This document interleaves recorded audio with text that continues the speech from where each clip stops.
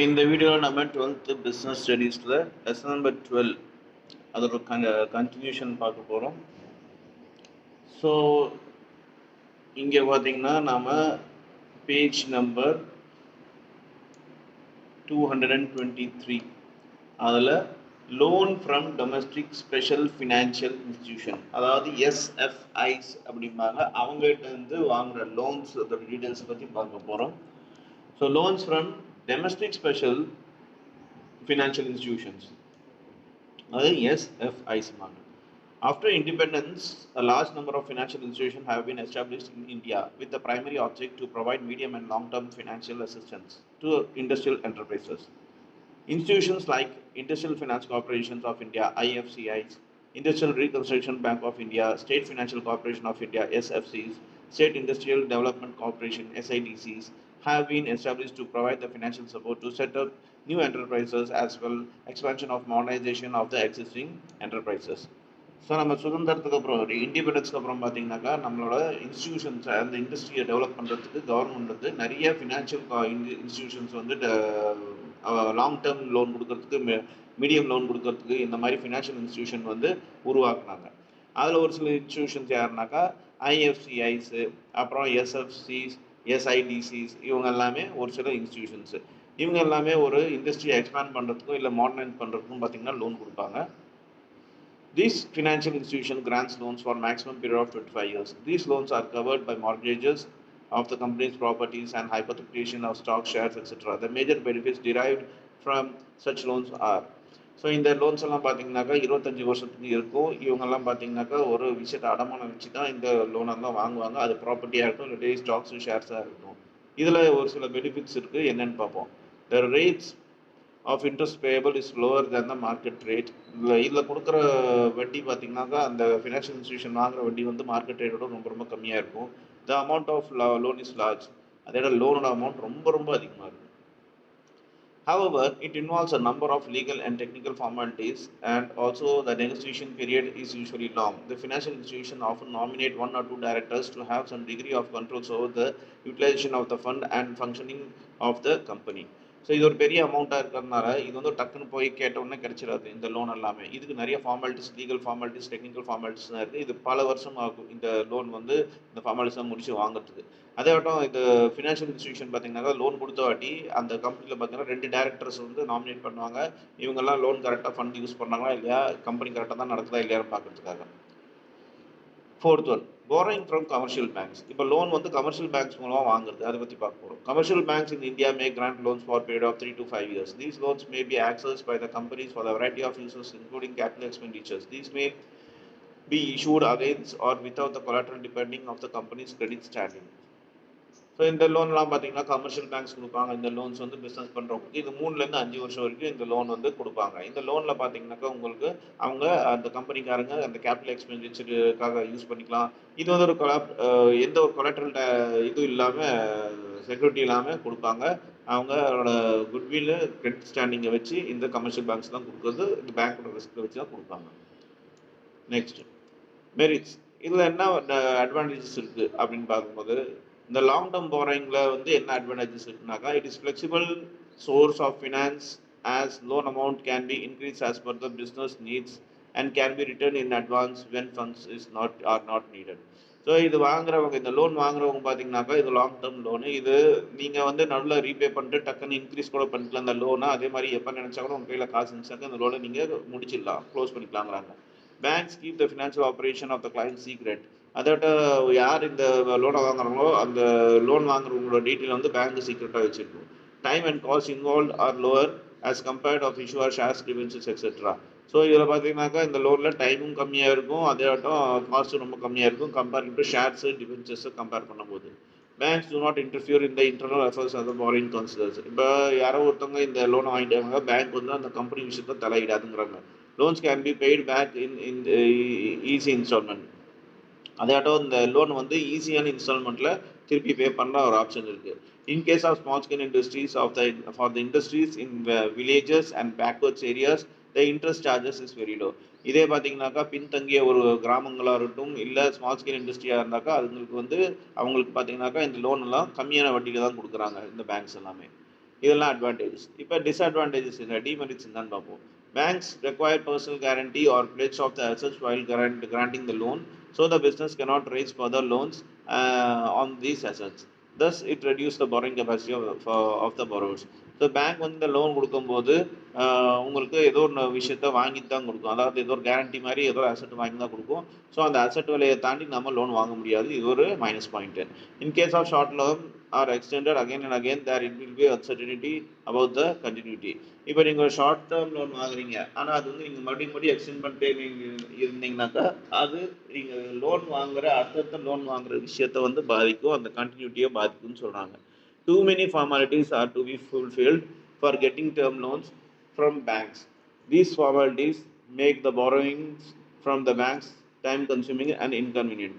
So இந்த loan வாங்குறது, பேங்க்லேருந்து லோன் வாங்குறது சாதாரண விஷயம் கிடையாது. நிறைய ஃபார்மாலிட்டிஸுக்கு நிறைய இடத்துல அலைய வேண்டியது இருக்கும், ரொம்ப பொறுமையாக இருக்கணும். ஸோ இது வாங்குறதுக்குள்ளே பார்த்தீங்கன்னாக்கா ரொம்ப கஷ்டமான ஒரு சூழ்நிலை ஏற்படும், அது இன்கொன்வீனியண்ட்டாக இருக்குது லோன் வாங்குறவங்களுக்கு அப்படின்னு சொல்கிறாங்க. இதெல்லாம் டிமெரிட்ஸ்.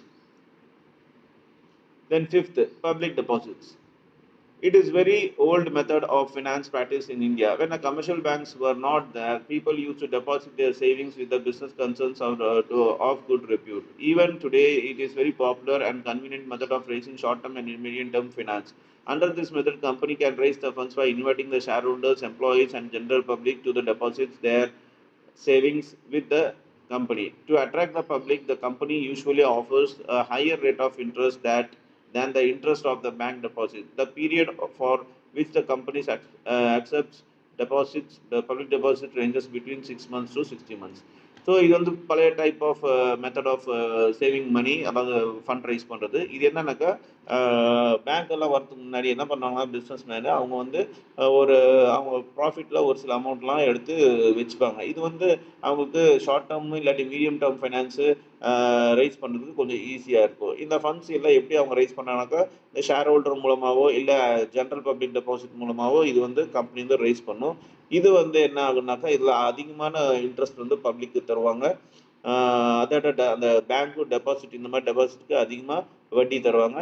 இது மூலமாக அவங்க ரைஸ் பண்ணிக்கிறாங்க. இந்த இது பார்த்தீங்கன்னாக்கா இந்த லோன் பார்த்தீங்கன்னாக்கா இந்த பப்ளிக் டெபாசிட் 6 months 60 months வரைக்கும் இவ்வளோ பீரியட் இருக்கும் அப்படின்னு சொல்லுவாங்க. தென் மெரிட்ஸ் ஆஃப் பப்ளிக் டெபாசிட். இது மெரிட்ஸ் என்னன்னு பார்ப்போம். Simple and easy. The methods of borrowing money through the public deposit is very simple. It does not require any legal formalities. It has to be advertisement in the newspaper as the receipt, and the receipt is to be issued. So இது வந்து இந்த public deposit வாங்குறது ரொம்ப easy. இதில் என்ன நிறைய ஃபார்மாலிட்டிஸ்லாம் கிடையாது. இது பார்த்தீங்கன்னா நியூஸ் பேப்பரில் ஒரு அட்வர்டைஸ்மெண்ட் கொடுத்தா போதும், நம்ம பப்ளிக் ஃபண்டை ரைஸ் பண்ணிக்கலாம். No charges on assets. Public deposits are not secured. They do not have any charge on the fixed assets of the company. So இந்த பப்ளிக் டெபாசிட்ஸ் எல்லாமே செக்யூர்டான விஷயம் கிடையாது, அதனால கம்பெனியோட அசெட்டை எதுவுமே பாதிக்காது இதெல்லாம் அப்படின்னு சொல்லுவாங்க. Economical expenses incurred on the borrowing through public deposit are much less than expenses on other methods like issue of debentures and shares. So இதில் எக்ஸ்பென்சஸ் ஆஃப் borrowing வந்து இந்த பப்ளிக் டெபாசிட்டில் ரொம்ப ரொம்ப கம்மி கம்பேரிங் டு இந்த இஷ்யூஸ் ஆஃப் ஷேர்ஸு டிபென்ச்சர்ஸில் compare பண்ணும்போது இது ரொம்ப எக்ஸ்பென்சஸ் கம்மியாக இருக்குங்கிறாங்க. Flexibility. Public deposit bring flexibility in the capital structure of the company. This can be raise when needed and refunded when not required. So இந்த deposit பார்த்தீங்கன்னாக்கா எப்போ தேவையோ அப்போ பப்ளிக்கிட்டேருந்து ரைஸ் பண்ணிக்கலாம், எப்போ உங்களுக்கு ஃபண்டு தேவையில்லையோ அப்போ வந்து திருப்பி கொடுத்துடலாம். ஸோ இது ஒரு ஃப்ளெக்சிபிள் இருக்குது அப்படிங்கிறாங்க. தென் disadvantages or demerits. Uncertainty. A concern should be of high repute and have a high credit rating to attract public to deposit their savings. There may be sudden withdrawals of deposit which may create financial problems. Depositors are regarded as fair weather friends. So அந்த அன்சர்டினிட்டினாக்கா சரியான சூழல் சொல்ல முடியாது, எப்போ வேணாலும் எது வேணாலும் ஆகலாம். ஸோ அந்த ஒரு ரிஸ்க் இருக்கிறதுனால, இதில் ஹை கிரெடிட் ரேட் ரிஸ்க் இருக்கிறதுனால இந்த சேவிங் இதில் பார்த்தீங்கன்னாக்கா திடீர்னு அந்த டெபாசிட் வந்து வித்ட்ரால் பண்ண வாய்ப்பு இருக்குது, ஏதாவது ஃபினான்ஷியல் ப்ராப்ளம் வந்துச்சுனாக்கா. ஸோ இது வந்து டெபாசிட்டருக்கு ஒரு நல்ல விஷயம் கிடையாது அப்படிங்கிறாங்க. Then insecurity. Public deposit do not have any charges on assets of the concern. It may not always safe to deposit saving with the company, particular those who were not sound financially. So இந்த நாம் வந்து public வந்து இந்த மாதிரி கம்பெனிஸ்க்கு loan கொடுக்கறது பார்த்தீங்கன்னாக்கா ஒரு தப்பான விஷயமா இருக்கும். ஏன்னா இவங்க எந்த அசெட்டும் நம்மகிட்ட ப்ளச் பண்ணுறது கிடையாது. அதுவும் இல்லாமல் இவங்களோட சவுண்ட் ஃபினான்ஷியல் விஷயம் தெரியாமல் நாம் இந்த பப்ளிக் வந்து இவங்களோட லோன்லாம் தரக்கூடாது. அது ஒரு பெரிய ப்ராப்ளம் அப்படின்னு சொல்கிறாங்க. Limits on amount raise. There are limits on the amount that can be raise to the public deposit. Public கிட்ட இருந்து டெபாசிட் வாங்குறதுக்கு ஒரு சில லிமிட்ஸ் இருக்குது கம்பெனிஸ்களுக்கு. லிமிட்ஸ் இருக்குது கம்பெனிஸ்களுக்கு அப்படின்னு சொல்கிறாங்க. Next, sixth one, lease financing. Lease is a contract whereby one can use the asset of the other with due permission of the owner on the payment of rent without purchasing them. The owner of the asset is called lessor and the user is called leasee. The period of use is called the lease period, after which the leasee may opt for the purchase of the asset. So lease ஃபினான்சிங்னாக்கா என்னென்ன, இது வந்து owner வந்து அவரோட அசட்டை வந்து இன்னொருத்தவங்களுக்கு பர்மிஷனோட use பண்ணுறதுக்கு ரெண்ட்டுக்கு கொடுக்குறாரு ஒரு சில காலகட்டத்துக்கு. இதில் ரெண்ட் கொடுக்குற ஓனரோட பேர் வந்து லெஸ்ஸாக இருப்பாங்க இல்லை லீஸாக இருப்பாங்க. அதே விட அந்த லீஸ் எடுக்கிறவங்க பேர் வந்து லீசி அப்படிம்பாங்க. ஸோ அந்த பீரியட் முடிச்ச உடனே ஒன்று அவங்க வந்து ஃபுல் அமௌண்ட் கொடுத்துடணும், இல்லாட்டி அந்த அசெட் வேணா அந்த லெவலுக்கு வாங்கிக்கலாம் அப்படின்னு சொல்கிறாங்க. So leasing in an arrangement that enables the business enterprises to use and exercise complete control over the asset without owning it. The owner gets rent in return at any time as per the terms of the contract. He can cancel the agreement. This system helps the business to use the plant and machinery and other fixed assets for the long period and to time without investing a large amount of money to purchasing them. At the end of this period, assets goes back to the owner. The owner of the assets also has the option of selling it to the user in a reduced price. Sometimes the user company may request the leasing company to purchase its existing assets and allow them to use the same assets in the lease basis. This enables the company to save a long-term funds that can be utilized for other purpose. This is known as sale and lease back system. So இந்த சிஸ்டமில் பார்த்தீங்கன்னாக்கா இப்போ ஒரு இடம் வந்து ஒருத்தர் வந்து லீஸுக்கு வாங்குறாரு அப்படின்னாக்கா அங்கே வந்து அவர் ஒரு ஃபேக்ட்ரி ஆரம்பித்து ஃபேக்ட்ரிக்கு உண்டான பில்டிங்ஸ் ஆகட்டும் இல்லை அசட்ஸ் மிஷினரிஸ் ஆகட்டும் எக்யூப்மெண்ட்ஸ் ஆகட்டும் வாங்கி அவங்க போட்டு இப்போ லாங் டேர்முக்கு வந்து யூஸ் பண்ணிக்கலாம். அந்த லீஸ் வந்து எப்போ வேணாலும் கேன்சல் பண்ணுறதுக்கு அந்த ஓனருக்கு ரைட்ஸ் இருக்குது, லீஸருக்கு ரைட்ஸ் இருக்குது. அதே மாதிரி பார்த்தீங்கன்னாக்கா இந்த லீஸ் வச்சுருக்கவங்க முடிஞ்சிச்சுனாக்கா அந்த பொருள் அங்கே இருக்க பொருளை வந்து அந்த ஓனர்கிட்ட கூட விற்றுடலாம், ஒரு விலைக்கு விற்றுக்கலாம். இல்லை அந்த ஓனரையே கூட அந்த லீஸ் எக்ஸ்டெண்ட் பண்ண சொல்லி மறுபடியும் இவங்க அந்த லாங் டேர்முக்கு மறுபடியும் அவங்க இந்த தொழிலை கண்டினியூ பண்ணலாம். இதுக்கு பேர் என்ன சொன்னாங்க, sales and lease back system அப்படின்னு சொல்கிறாங்க. இது என்ன லீஸ் சிஸ்டம்ல என்ன அட்வான்டேஜஸ்ன்னு பார்க்கலாம், மெரிட்ஸ்ன்னு பார்க்கலாம். It enables the lessee to acquire the asset with lower investment. So lease எடுக்கிறவங்களுக்கு பார்த்தீங்கன்னாக்கா கம்மியான இன்வெஸ்ட்மெண்ட்டில் அவங்க வந்து தொழில் ஆரம்பிக்கிறதுக்கு ஒரு நல்ல வாய்ப்பு இருக்குது. Simple documentation makes it easier to finance asset. So இது ஆரம்பிக்கிறதுக்கு ஒரு சிம்பிளான ஒரு டாக்குமெண்ட் ஃபார்மாலிட்டிஸாக இருக்குது. அப்புறம் lease rental paid by the lessee are deductible for the computer taxable profits. So இந்த லீஸ் எடுத்தவங்க இந்த பேமெண்ட் பண்ணுறது பார்த்தீங்கன்னாக்கா இது டேக்ஸ் டிடக்ட் பண்ணுறதுல ப்ராஃபிட்டில் அவங்களுக்கு ஒரு ப்ராஃபிட் ஆகுது, டேக்ஸ் டிடக்ஷனில் இருக்குது. It provides finance without diluting the ownership or control of the business. இது வந்து அந்த ஓனர்ஷிப் வந்து கண்ட்ரோல் பண்ண முடியாது, இது வந்து அந்த ஃபினான்ஸோட டைரெக்டாக டைல்யூட் ஆகாது அப்படின்னு சொல்கிறாங்க. The lease agreement does not affect the debt raising capacity of the enterprises. அவங்க போட்டிருக்க லீஸ் அக்ரிமெண்ட் வந்து கம்பெனி வந்து கடன் வாங்கியிருக்க விஷயத்தில் effect ஆகாதுங்கிறாங்க. The risk of obsolescence is borne by the lessor. This allows the greater flexibility to lessee to replace the asset. So இந்த lease எடுத்தவங்க பார்த்தா எப்போ வேணாலும் அந்த ஆசெட்டை வந்து ரீப்ளேஸ் பண்ணிக்கலாம் அப்படின்னு சொல்கிறாங்க. ஸோ இதெல்லாமே அட்வான்டேஜஸ். டிஸ்அட்வான்டேஜஸ் என்னன்னாக்கா the limitation, lease agreement may impose certain restrictions on the use of assets. For example, it may not allow the lessee to make any alteration or modification in the asset. இப்போ ஒரு இடத்துல வந்து ஒருத்தர் lease எடுத்திருக்காருனாக்கா அந்த lease எடுத்தவர் பார்த்தீங்கன்னாக்கா அவருக்கு ஒரு சில ரெஸ்ட்ரிக்ஷன் அந்த ஓனர் போட்டிருப்பாரு. என்னன்னாக்கா அவர் இருக்க இடத்துல வந்து ஒரு சில ஆல்ட்ரேஷன்லாம் பண்ணக்கூடாது, இந்த பில்டிங்கில் இடிக்கக்கூடாது, அந்த மாதிரி ஏதோ ஒரு ரெஸ்ட்ரிக்ஷன்ஸ் இருக்கும். இது ஒரு minus point. The normal business operation may be affected in case of lease is not renewed. இப்போ இத்தனை வருஷத்துக்கு அப்புறம் லீஸை வந்து ரெனுவல் பண்ணணும், அது ரெனுவல் பண்ணலனாக்கா அங்கே மறுபடியும் அவங்க தொழில் நடத்த முடியாது. ஸோ இது ஒரு problem. It may result in a higher payout obligation in case of equipment is not found useful and the leasee opts the premature termination of the lease agreement.